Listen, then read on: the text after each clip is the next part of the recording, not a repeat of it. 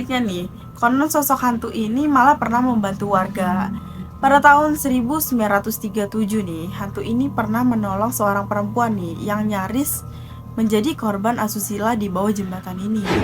Dan menurut warga setempat nih, melihat dua lelaki yang tak dikenal nih melempar karung ke arah Sungai Ciliwung. Penduduk setempat curiga nih kalau karung tersebut itu adalah kantong berisi mayat, guys.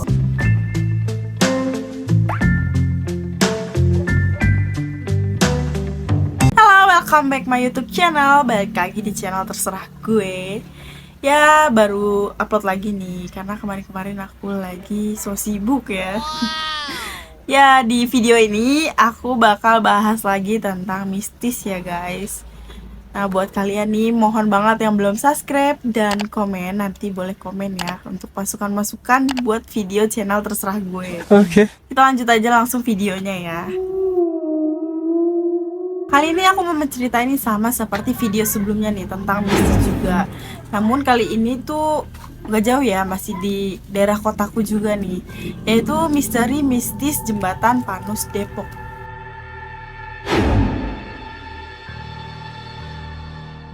Udah gak asing lagi nih, pasti kalian warga Depok nih dengar cerita tentang misteri salah satu di kota ini nih. Sebelum masuk ceritanya, aku pengen banget kalian like, komen, dan subscribe untuk buat channel aku makin berkembang lagi dan rajin ngasih informasi lainnya. Satu lagi nih guys, ditonton sampai selesai ya videonya.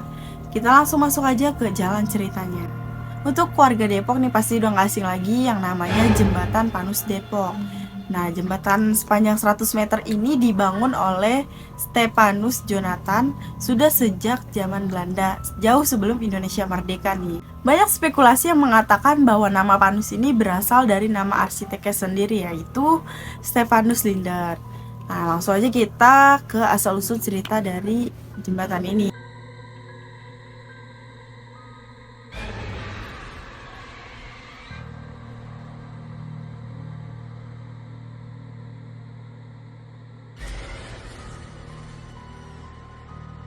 Pada masanya, jembatan ini dijadikan tempat perlintasan jalur penghubung untuk membawa hasil bumi dari Depok 2 sampai Simpangan, guys.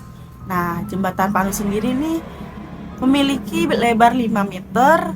Nah, hal menarik dari jembatan ini adalah satu-satunya jembatan yang menggunakan bahan beton dan campuran telur putih pada masa zamannya, guys.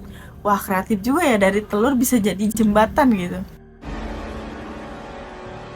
Jembatan yang berdiri di Jalan Tole Iskandar Depok ini didirikan pada tahun 1917 hingga 1918.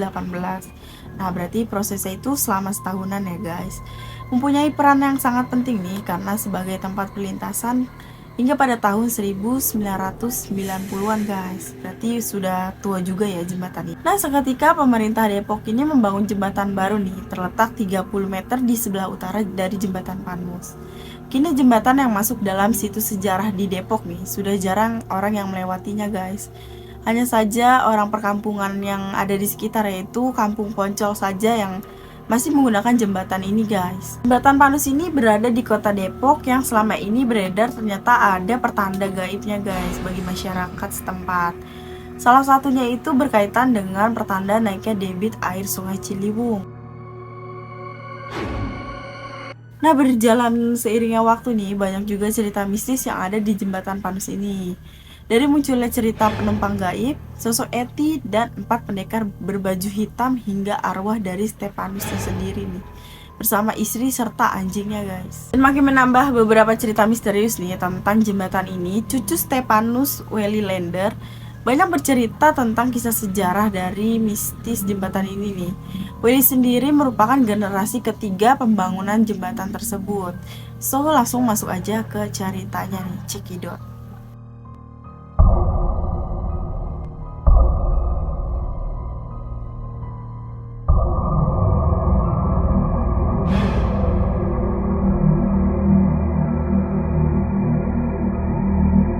Pendekar gaib berbaju hitam.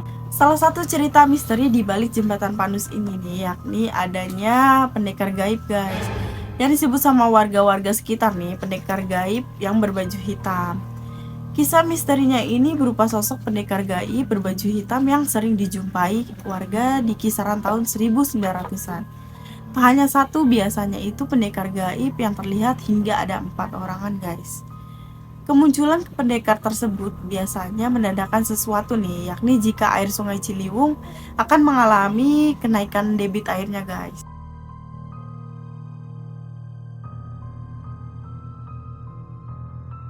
Tanda-tanda agar warga sekitar Sungai Ciliwung nih untuk lebih berhati-hati dengan kenaikan debit air tersebut nih. Takutnya ada sesuatu kejadian yang tidak diinginkan. Jadi hantu pendekar ini nih benar-benar ngasih tahu nih informasi tentang kali Ciliwung tersebut ya. Jadi pendekar ini termasuk hantu yang sangat baik lah ya, karena memberikan informasi kepada warga sekitar.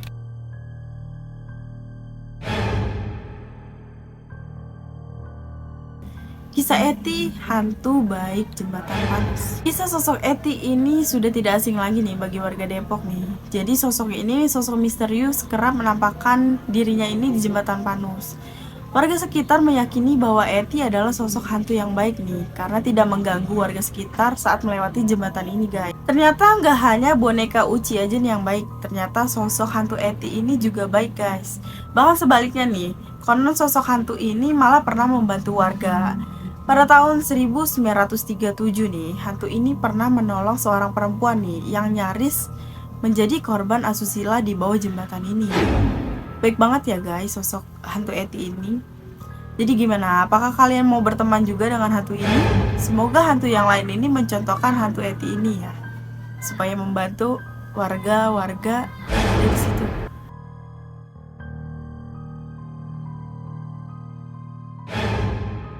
Oke, kita lanjut aja nih. Nah, untuk yang ketiga nih, sosok Stepanus dan istrinya.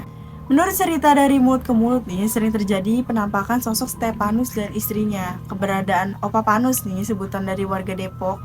Dari penjelasan warga setempat nih, sering menampakkan dirinya pada malam hari guys, dengan membawa anjing putih kesayangannya. Dan Opa Panus yang berjalan lalu lalang di jembatan yang pernah ia buat itu loh guys. Serem juga ya ternyata. Selain itu ada sosok wanita berbaju merah nih, sering menampakkan dirinya pada malam hari juga. Konon sosok wanita tersebut adalah istri dari Stepanus. Singkat cerita nih, pada saat itu nih, Stepanus menikahi seorang wanita asli Depok ya, warga asli Depok, yang kemudian bunuh diri di atas jembatan buatan suaminya sendiri. Jadi Opa Panus ini punya istri asli warga Depok ya guys. Nah, ada juga nih cerita versi lainnya yang mengatakan bahwa Stepanus ini pulang ke Belanda ketika Belanda diusir dan meninggalkan Indonesia ini oleh tentara Jepang. Karena alasan itulah istrinya yang disebut Nyai akhirnya bunuh diri dan terjun bebas di jembatan Panus tersebut. Wah, serem juga nih guys. Berarti istrinya ini rumornya ini bunuh diri di jembatan Panus tersebut nih. So, balik lagi ke diri kalian masing-masing nih, percaya atau nggak percaya, balik lagi ke diri kalian ya. Nah, tempat ini juga nih guys, ternyata pernah masuk dalam salah satu acara misteri di televisi, yaitu acara Percaya Nggak Percaya alias PNP ya, yang dipresenteri Harsha Subandrio. Salah satu paranormal yang ngetop nih, Pak Leo mengakui adanya keberadaan hantu Stepanus tersendiri nih, muncul bersama anjing di jembatan Panus Depok ini. Nah, seketika menjadi presenter nih acara tersebut nih, yang mengaku kerap mengalami kejadian aneh nih saat syuting tersebut berlangsung. Katanya ketika syuting di jembatan Panus Depok ini, saya lihat sosok pria tanpa kepala sedang melambaikan tangannya. Belum lagi suara-suara bergumam ya, yang seringkali mampir di telinga saya, ucap dari presenter tersebut. Begitu juga dengan bau busuk yang tak jarang mampir ke hidung saya, ucap dari Harsha nih. Dan Pak Leo menyatakan sendiri melihat arwah gentayangan dari jembatan Panus tersebut. Dalam penglihatannya nih, arwah itu berpenampilan sama seperti terakhir kali dia hidup guys. Nah, jadi kita doain sama-sama nih, biar arwah dan penunggu sekitar jembatan Panus ini biar tenang di alam sana, amin. Oke, kita lanjut aja nih ke ceritanya.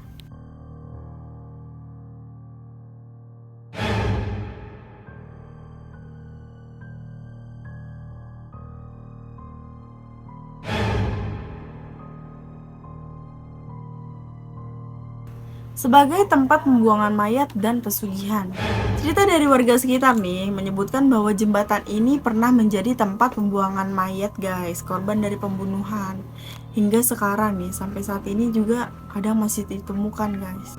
Nah, zaman makin kesini makin kesana ya guys, manusia-manusia ini jadi serem loh guys. Katanya pernah ada kejadian menurut warga setempat nih, melihat dua lelaki yang tak dikenal nih melempar karung ke arah sungai Ciliwung. Penduduk setempat curiga nih kalau karung tersebut itu adalah kantong berisi mayat guys. Kecurigaan tersebut nih semakin menjadi-jadi setelah pihak polisi memeriksa daerah tersebut dan ditemukanlah sebuah cairan merah yang diyakini adalah darah. Sebagai tempat pembuangan mayat aja nih, ternyata jembatan Panus ini kadang dipakai sebagai tempat pesugihan atau sajen untuk tumbal guys. Ada aja ya kelakuan dari manusia-manusia yang kurang ini. Nah, ada lagi nih cerita versi lainnya nih yang katanya pernah ditemukannya beberapa orang yang membawa sajian seperti kelapa dan baju untuk dibuang ke sungai Ciliwung tersebut. Entah apa yang dipikirin sama mereka ya guys. Tapi warga setempat ini mempercayai bahwa mereka ini datang ke jembatan ingin memberikan pesugihan kepada makhluk halus tersebut. Ada-ada aja ya guys kelakuannya. Penumpang goib. Nah, cerita dari penumpang goib ini nih udah ngasih lagi nih sama tukang ojek sekitar dan supir angkot di wilayah tersebut. Jadi awal ceritanya itu seringkali pengendara motor nih yang seorang diri pada malam hari melewati jembatan Panus ini. Tiba-tiba pasti merasakan motornya ini menjadi berat guys. Seperti ada wanita yang membonceng katanya. Bahkan katanya guys, ada juga yang sampai ikut ke rumah nih. Serem juga ya. Entah bagaimana nih, orang sadar atau mungkin gak sadar nih. Yang anehnya itu katanya wanita ini pas sampai rumah nih, tiba-tiba dia udah menghilang aja guys. Nah, tambah serem juga nih, bikin bulu kuduk merinding. Ada lagi cerita dari sopir angkot nih yang katanya sering dicegat penumpang wanita tersebut guys. Jadi ceritanya pada saat kondisi angkot sedang sepi nih, angkot itu melewati jalur tersebut nih. Ada sosok wanita yang seringkali cegat angkotnya untuk meminta tumpangan.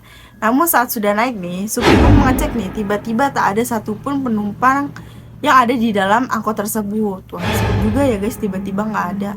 Namanya juga hantu ya guys, pasti serem. Kalau nggak serem mah bukan hantu. Nah, lalu masyarakat pun percaya nih ketika melewati jembatan Panus tersebut untuk terlebih dulu menyalakan atau membunyikan klakson sebagai tanda permisi pada roh halus di sana. Seperti cerita terowongan Casablanca yang sebelumnya nih guys, aku ceritain. Mungkin percaya ya cerita mistis ini ada benarnya atau ada nggak benarnya juga nih. Tapi balik lagi ke diri kalian masing-masing.